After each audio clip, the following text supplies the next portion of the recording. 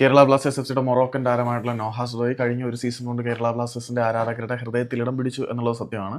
പക്ഷേ പലപ്പോഴും നോഹാസ് റോയ് ഒരു ടീം പ്ലെയർ ആയിരുന്നോ എന്നുള്ള ചോദ്യത്തിന് ഒരു നിസ്സംഗതയായിരിക്കും ഭൂരിഭാഗം ബ്ലാസ്റ്റേഴ്സ് ആരാധകരുടെയും മറുപടി എന്നുള്ളത് സത്യമാണ്. അതേ നോഹാസ് റോയെ തേടി മറ്റ് ISL ക്ലബ്ബുകളിൽ നിന്നും ഓഫറുകൾ ഉണ്ടെന്ന് KLNവിൻ്റെ സീനിയർ ജേർണലിസ്റ്റ് ആയിട്ടുള്ള ആശിഷ് നേഗി റിപ്പോർട്ട് ചെയ്തിട്ടുണ്ട്. അതായത് കേരള ബ്ലാസ്റ്റേഴ്സിന് വേണ്ടി കഴിഞ്ഞ സീസണിൽ ഏറ്റവും കൂടുതൽ ഗോൾ കോൺട്രിബ്യൂഷൻ നടത്തിയ മൊറോക്കൻ താരമായിട്ടുള്ള നോഹാസ് റോയ് എന്ന സൂപ്പർ താരത്തിനെ സ്വന്തമാക്കാൻ ISLൽ നിന്നും മറ്റ് ക്ലബ്ബുകൾ ആഗ്രഹിക്കുന്നുണ്ട്. ഒരു ക്ലബ്ബ് വളരെ മികച്ച ഒരു ഓഫർ നോഹാസ് റോയ്ക്ക് വേണ്ടി കേരള ബ്ലാസ്റ്റേഴ്സിന് മുന്നിലേക്ക് വെച്ച് നീട്ടിയിട്ടുണ്ട് എന്നാണ് അറിയുന്നത്.